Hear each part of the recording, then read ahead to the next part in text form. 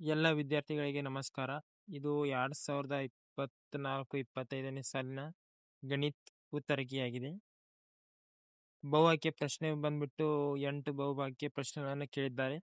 ಮೊದಲನೇ ಪ್ರಶ್ನೆ P of X equal to X cube minus plus 5x plus 1 ಬಹುಪದೋಕ್ತಿಯ ಮಹತ್ತಮ ಗಾತ್ರ ಕಂಡುಹಿಡಿಯಿರಿ ಅಂತ ಕೇಳಿದಾರೆ. ಉತ್ತರ ಸಿ. ಎರಡನೇ ಪ್ರಶ್ನೆ ಬಂದ್ಬಿಟ್ಟು X plus 2 X minus 3 equal to 0 ಈ ಸಮೀಕರಣದ ಮೂಲಗಳು ಯಾವ ಅಂತ ಕೇಳಿದಾರೆ. ಆಪ್ಷನ್ ಬಿ -2 ಮತ್ತು -3. ಮೂರನೇ ಪ್ರಶ್ನೆ ಮೊದಲ n ಸ್ವಾಭಾವಿಕ ಸಂಖ್ಯೆಗಳ ಮೊತ್ತವನ್ನು ಕಂಡುಹಿಡಿಯುವ ಸೂತ್ರವು ಯಾವುದು ಅಂತ ಕೇಳಿದಾರೆ. Option D Sn = n × n+1/2. ನಾಲ್ಕನೇ ಪ್ರಶ್ನೆ ಚಿತ್ರದಲ್ಲಿ ತ್ರಿಭುಜ ABC ಸಮರೂಪ ತ್ರಿಭುಜ DEF EB = 5 cm, BC = 10 cm, D = 3 cm ಆದಾಗ EF ನ ಬೆಲೆ ಕಂಡುಹಿಡಿಯಿರಿ ಅಂತ ಕೇಳಿದಾರೆ. ಉತ್ತರ 6 cm. ಐದನೇ ಪ್ರಶ್ನೆ sec A = 2/√3 ಆದಾಗ cos A ಬೆಲೆ ಕಂಡುಹಿಡಿಯಿರಿ ಅಂತ ಕೇಳಿದಾರೆ. Option D √3/2. ಆರನೇ ಪ್ರಶ್ನೆ r ತ್ರಿಜ್ಯವುಳ್ಳ ಒಂದು ಘನ ಅರ್ಧಗೋಳದ ಪೂರ್ಣ ಮೇಲ್ಮೈ ವಿಸ್ತೀರ್ಣ ಕಂಡುಹಿಡಿಯುವ ಸೂತ್ರ ಯಾವುದು ಅಂತ ಕೇಳಿದಾರೆ. ಸೂತ್ರ ಬರೀಬೇಕು ನೀವು. Option C 3πr². ಏಳನೇ ಪ್ರಶ್ನೆ ಒಂದು ಸಮಾಂತರ ಚತುರ್ಭುಜದ ಕರ್ಣಗಳು ಪರಸ್ಪರ 2, -3 ಬಿಂದುವಿನಲ್ಲಿ ಅರ್ಧ ಸುತ್ತದೆ. ಒಂದು ಕರ್ಣದ ಒಂದು ಅಂತ್ಯ ಬಿಂದುವಿನ ನಿರ್ದೇಶಾಂಕಗಳು 1, 4 ಆದರೆ ಅದೇ ಕರ್ಣದ ಮತ್ತೊಂದು ಅಂತ್ಯ ಬಿಂದುವಿನ ನಿರ್ದೇಶಾಂಕಗಳು ಅಂತ ಕೇಳಿದಾರೆ. Option B 3, -10. ಎಂಟನೇ ಪ್ರಶ್ನೆ ಪಿ ಆಫ್ ಇ = 0.05 ಆದಾಗ ಈ ಅಲ್ಲದ ಘಟನೆಯ ಸಂಭವನೀಯತೆಯು ಉತ್ತರ 0.95. ಎರಡನೇ ವಿಭಾಗ ಕೆಳಗಿನ ಪ್ರಶ್ನೆಗಳಿಗೆ ಉತ್ತರಿಸಿ ಅಂತ ಕೇಳಿದ 8 ಪ್ರಶ್ನೆಗಳನ್ನು ಕೇಳಿದ್ದಾರೆ. ಇಲ್ಲಿ ಒಂಬತ್ತನೇ ಪ್ರಶ್ನೆ 3x + 5y + a2 = 0, 6x + 10y + 16 = 0 ಈ ಜೋಡಿ ರೇಖಾತ್ಮಕ ಸಮೀಕರಣಗಳು ಎಷ್ಟು ಪರಿಹಾರವನ್ನು ಹೊಂದಿವೆ ಅಂತ ಕೇಳಿದಾರೆ.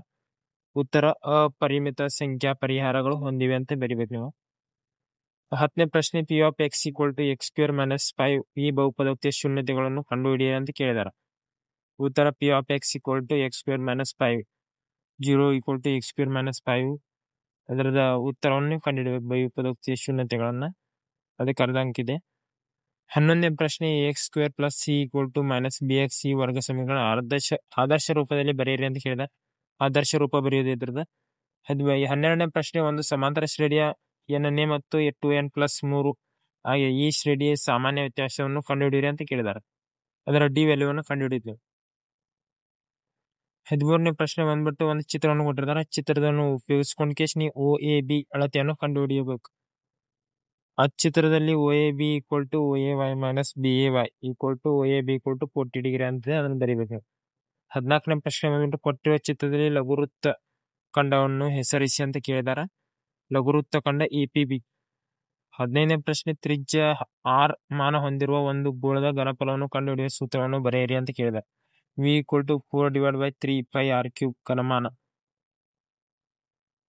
16ನೇ ಪ್ರಶ್ನೆ ಒಂದು ನಾಣ್ಯವನ್ನು ಒಂದು ಬಾರಿ ಚಿಮ್ಮಿಸುವ ಪ್ರಯೋಗದಲ್ಲಿ ಒಂದು ಶಿರವನ್ನು ಪಡೆಯುವ ಸಂಭವನೀಯತೆ ಎಷ್ಟು ಅಂತ ಕೇಳಿದ್ದಾರೆ. ಆ ಸಂಭವನೀಯತೆ ವ್ಯಾಲ್ಯೂವನ್ನು ಕಂಡುಹಿಡಿಬೇಕು. 3ನೇ ವಿಭಾಗದೊಳಗೆ 17ನೇ ಪ್ರಶ್ನೆ ಬಂದ್ಬಿಟ್ಟು ಅಭಾಗಲಬ್ಧ ಸಂಖ್ಯೆಯನ್ನು ಸಾಧಿಸಿ ಅಂತ ಕೇಳಿದಾರೆ. ಅದರ ಅಭಾಗಲಬ್ಧವನ್ನು ಸಾಧಿಸಬೇಕು. ಅದು 2 ಅಂಕದ ಪ್ರಶ್ನೆ ಆಗೈತಿ. 18ನೇ ಪ್ರಶ್ನೆ ಬಂದ್ಬಿಟ್ಟು ಒಂದು ವರ್ಗ ಸಮೀಕರಣವನ್ನು ಕೊಟ್ಟಿರ್ತಾರೆ. ಆ ವರ್ಗ ಸಮೀಕರಣ ಯಾವುದೇ ಆದೇಶ ವಿಧಾನ ವರ್ಜಿಸುವ ವಿಧಾನದಿಂದ ನೀವು ಇದನ್ನು ಮಾಡಬಹುದು. ಎಕ್ಸ್ ಮತ್ತು y ವ್ಯಾಲ್ಯೂವನ್ನು ಕಂಡುಹಿಡಿಯಬಹುದು. 19ನೇ ಪ್ರಶ್ನೆ x² + 10x + 21 = ವರ್ಗ ಸಮೀಕರಣದ ಮೂಲಗಳನ್ನು ಕಂಡುಹಿಡಿಯಿರಿ ಅಂತ ಕಂಡಾರ. ಅದರ ವರ್ಗ ಸಮೀಕರಣದ ಮೂಲಗಳನ್ನು ಕಂಡುಹಿಡಿಯಬೇಕು ನಾವು. ಶೋಧಕ = b² - 4ac ಸೂತ್ರವನ್ನು ಉಪಯೋಗಿಸಿಕೊಂಡು ಕೇಶ್ ನೀವು ವ್ಯಾಲ್ಯೂವನ್ನು ಕಂಡುಹಿಡಿಯಬೇಕು. 20ನೇ ಪ್ರಶ್ನೆ ಬಂದ್ಬಿಟ್ಟು ಸಮಾಂತರ ಶ್ರೇಣಿಯಾಗಿದೆ. ಇದರ ಮೊತ್ತವನ್ನು ಕಂಡುಹಿಡಿಯಬೇಕು. 16ನೇ ಪದದ ಮೊತ್ತವನ್ನು ಕಂಡುಹಿಡಿಯಬೇಕು ನೀವು SN ಸೂತ್ರದ ಮುಖಾಂತರ. S16 = 496 ಆಗುತ್ತದೆ ಫೈನಲ್ ಆನ್ಸರ್. 21ನೇ ಪ್ರಶ್ನೆ ಬಂದ್ಬಿಟ್ಟು ಕೊಟ್ಟಿರುವ ಚಿತ್ರದಲ್ಲಿ PA ಮತ್ತು PBಗಳು P ಬಿಂದುವಿನಲ್ಲಿ 0 ಕೇಂದ್ರವಿರುವ ವೃತ್ತದ ಎಳೆದ ಸ್ಪರ್ಶಕಗಳಾಗಿವೆ. OA = 5 cm, OP = 13 cm ಆದಾಗ PB ಅಳತೆಯನ್ನು ಕಂಡುಹಿಡಿಯಿರಿ ಅಂತ ಕೇಳಿದಾರೆ. ಆ PB ಮತ್ತು OAP ಅನ್ನೋ ವ್ಯಾಲ್ಯೂವನ್ನು ನೀವು ಕಂಡುಹಿಡಿಯಬೇಕು. EP = BP = 12 cm ಅಂತ ನೀವು ಕೊನೆಗೆ ಬರೆದಾಗ ನಿಮ್ಗೆ 6 ಅಂಕಗಳು ದೊರೀತಾವೆ. 22ನೇ ಪ್ರಶ್ನೆ ಬಂದ್ಬಿಟ್ಟು ತ್ರಿಭುಜ ಎಬಿಸಿಯಲ್ಲಿ ಲಘು ಬಿ ಕೋನ ಬಿ = 90 ಡಿಗ್ರಿ ಆದರೆ ಸೈನ್ ಥೀಟಾ ಕ್ವಾಟ್ ಅಲ್ಫಾಗಳ ಬೆಲೆಯನ್ನು ನೀವು ಕಂಡುಹಿಡಿಯಬೇಕು. ಆ ತ್ರಿಭುಜ ಕೊಟ್ಟಿರ್ತಾರೆ, ಅದರ ಮುಖಾಂತರ ನೀವು ಉತ್ತರವನ್ನು ಕಂಡುಹಿಡಿಯುತ್ತೇವೆ ಇವೆಲ್ಲ ಸೂತ್ರದ ಮುಖಾಂತರ. 23ನೇ ಪ್ರಶ್ನೆ, ಒಂದು ವೃತ್ತದ ತ್ರಿಜ್ಯಾಂತರ ಖಂಡದ ತ್ರಿಜ್ಯವು 21 ಸೆಂಟಿಮೀಟರ್ ಮತ್ತು ತ್ರಿಜ್ಯಾಂತರ ಖಂಡದ ಕೋನವು 60 ಡಿಗ್ರಿ ಆದಾಗ ಅದರ ವಿಸ್ತೀರ್ಣ ಇದು. ಒಂದು ವೃತ್ತದ ತ್ರಿಜ್ಯಾಂತರ ಖಂಡವನ್ನು ನೀವು ಕಂಡುಹಿಡಿಯಬೇಕು. ಅದರ 24ನೇ ಪ್ರಶ್ನೆ ಬಂದ್ಬಿಟ್ಟು ದೂರ ಸೂತ್ರ ಉಪಯೋಗಿಸ್ಕೊಂಡು ಬಿಂದುವಿನ ದೂರವನ್ನು ಕಂಡುಹಿಡಿಬೇಕು. 4ನೇ ವಿಭಾಗದೊಳಗ 25ನೇ ಪ್ರಶ್ನೆ ಒಂದು ಲಸಾಮಸಾದ ಮೇಲಿದೆ, ಅವಿಭಾಜ್ಯ ಅಪವರ್ತನ ವಿಧಾನದ ಕಂಡುಹಿಡಿಯುವುದ ಯೂಕ್ಲಿಡ್ ನಿಯಮನ ಉಪಯೋಗಿಸ್ಕೊಂಡು ಮಾಡಬೇಕಿದೆ. ಇದನ್ನ ಮಾಡಿದರೆ ನಿಮಗೆ 3 ಅಂಕಗಳು ದೊರೀತಾವು. 26ನೇ ಪ್ರಶ್ನೆ ಬಂದ್ಬಿಟ್ಟು p(x) = x² + 7x + 10 ವರ್ಗ ಬಹುಪದೋಕ್ತಿಯ ಶೂನ್ಯತೆಗಳನ್ನು ಕಂಡುಹಿಡಿಯಿರಿ ಹಾಗೂ ಶೂನ್ಯತೆಗಳು ಸಹಗುಣಕಗಳ ನಡುವಿನ ಸಂಬಂಧವನ್ನು ತಾಳೆ ನೋಡಿ ಅಂತ ಕೇಳಿದಾರೆ. ಅವು ಕೂಡ ಸಹಗುಣಕಗಳನ್ನು ತಾಳೆ ನೋಡ್ಬೇಕು ನೀವು. ಅದು 3 ಅಂಕ ಆಗಿದೆ.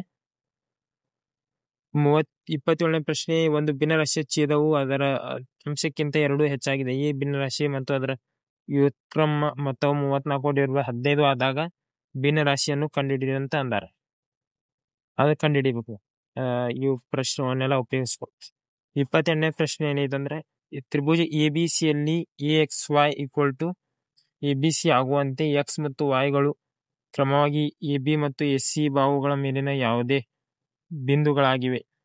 AX + AB AX/AB = YX/BC ಎಂದು ಸಾಧಿಸಬೇಕು. ABC ಒಂದು ಸಮಬಾಹು ತ್ರಿಭುಜವಾಗಿದೆ. ADಯು BCಗೆ ಎಳೆದ ಲಂಬವಾಗಿದೆ. ಹಾಗಾದರೆ ತ್ರಿಭುಜ ABD ಮತ್ತು ACD ಎಂದು ಸಾಧಿಸಿ ಅಂತಂದಾರೆ. ದತ್ತವನ್ನು ಕಂಡುಹಿಡಿಬೇಕು. ದತ್ತ ಸಾಧನೆಯನ್ನು ಮಾಡಬೇಕು ತ್ರಿಭುಜ. 29ನೇ ಬಾಹ್ಯ ಬಿಂದುವಿನಿಂದ ವೃತ್ತಕ್ಕೆ ಎಳೆದ ಸ್ಪರ್ಶಗಳ ಉದ್ದವು ಸಮವಾಗಿರ್ತದೆ ಎಂದು ಸಾಧಿಸಿ ಅಂತಂದಾರ. ಅದನ್ನು ನೀವು ಕಂಡುಹಿಡಿಬೇಕು. 30ನೇ ಪ್ರಶ್ನೆ, ಮೌಲ್ಯೀಕರಿಸಿ sin 30 ಡಿಗ್ರಿ + tan 45 ಡಿಗ್ರಿ ಎಂದು cosec sec 30 degree + cos 60 degree + cot 45 degree ಅಂತ ಸಾಧಿಸ್ಬೇಕು ಪ್ರಶ್ನೆ. 31ನೇ ಪ್ರಶ್ನೆ ಒಂದು ಇದೆ ನಿರ್ದೇಶಾಂಕವನ್ನು ಕಂಡುಹಿಡಿದೈತಿ. ಆ ಉಪಯೋಗಿಸ್ಕೊಂಡು X ಮತ್ತು Y ವ್ಯಾಲ್ಯೂವನ್ನು ಉಪಯೋಗಿಸ್ಕೊಂಡ.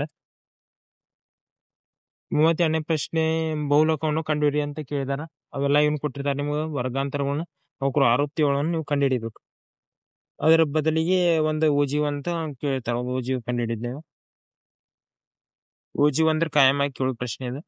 ಮತ್ ಸಂಭವನೀಯತೆ ಪಾಠದಿಂದ ಒಂದು ಪ್ರಶ್ನೆ ಕೇಳಿದಾರೆ. ಒಂದು ಪೆಟ್ಟಿಗೆಯಲ್ಲಿ 5 ಕೆಂಪು ಗೋಲಿಗಳು, 8 ಬಿಳಿ ಗೋಲಿಗಳು, 4 ಹಸಿರು ಗೋಲಿಗಳಿವೆ. ಯಾದೃಚ್ಛಿಕವಾಗಿ ಒಂದು ಗೋಲಿಯನ್ನು ಹೊರತೆಗೆದ ಗೋಲಿಯ ಕೆಂಪು ಗೋಲಿ ಆಗಿರುವ, ಹಸಿರು ಇಲ್ಲದ ಗೋಲಿ ಆಗಿರುವ ಸಂಭವನೀಯತೆಯನ್ನು ನೀವು ಕಂಡುಹಿಡಿಬಹುದು. ಆ ಸೂತ್ರದ ಮುಖಾಂತರ ನೀವು ಕಂಡುಹಿಡಿಬಹುದು.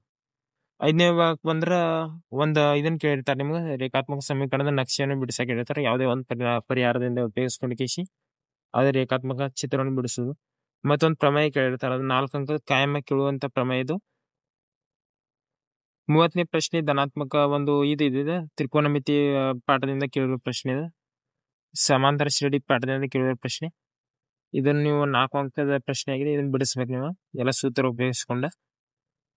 ಅದನ್ನ ಬಂದ್ಬಿಟ್ಟು ಮುಗಿದ ನಂತರ 37ನೇ ಪ್ರಶ್ನೆ ತ್ರಿಕೋನಮಿತಿ ಅನ್ವಯದಿಂದ ಒಂದು ಪ್ರಶ್ನೆ ಕೇಳಿರ್ತಾರೆ. ಇದು ಕಾಯಮಾಗಿ ಇದು ಕೇಳುವ ಪ್ರಶ್ನೆ ಇದೆ. ಹಿಂಗ್ ಬಿಡಿಸುವ ಪದ್ಧತಿ.